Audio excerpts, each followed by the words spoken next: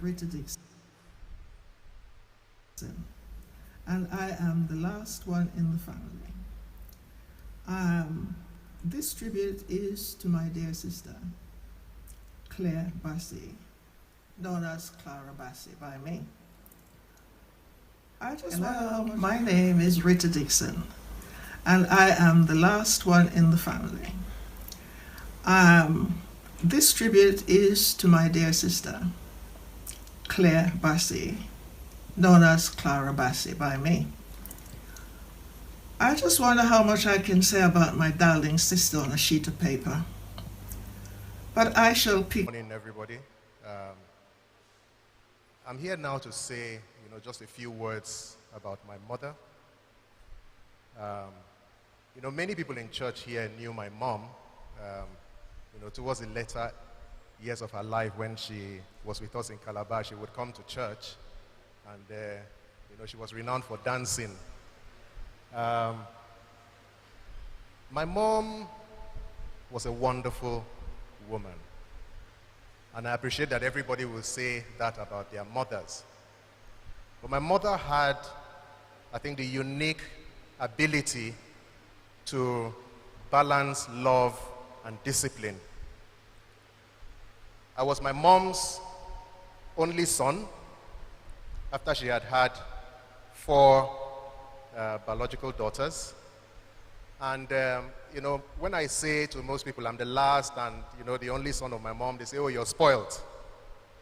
But I said to them, no, I wasn't spoiled. So my mom was able to combine love and discipline. We were never in doubt that my mom loved us to the fullest. But at the same time, my mom had a leather belt with rings on it, and she didn't hesitate to pull it out. I remember as a little boy, I used to be called my mom's handbag because I was with her everywhere that she went. And I remember as a little boy going into a store, the Leventi store in Port Harcourt, and I began to throw tantrums because I wanted her to buy certain things for me.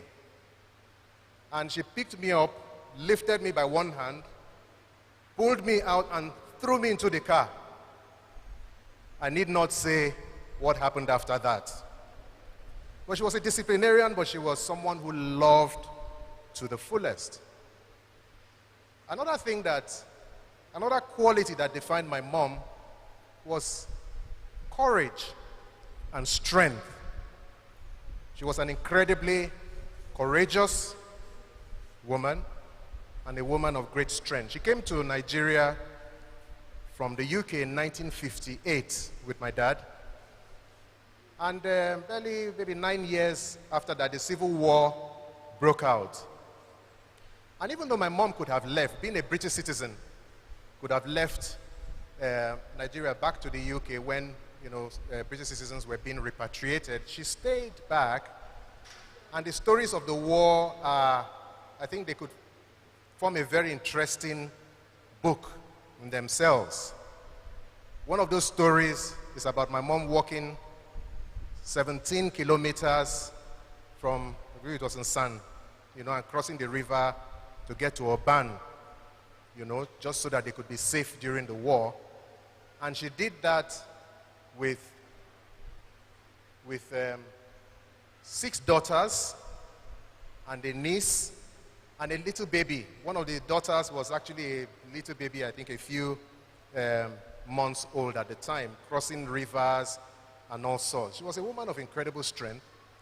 And, one of the funny things I tell people, my mom used to tell us a story. She said when she first came to Port Harcourt, she would wear her trousers. So this was in the 50s, the late 50s. And she would go to the market, and the people in the market, because they were not used to seeing women wearing trousers, they would bring out drums and start beating the drums for her. And she would just hold her face up and do what she needed to do without caring. So sometimes I say to young ladies who wear trousers freely today, you're riding on the shoulders of people who have paid a price. And my mom was one of those people. There's a story about, once in Calabar, I think this was probably maybe after the war, my dad wasn't around, and armed robbers came to the house. And my mom brought out his double-barrel gun and shot it at them.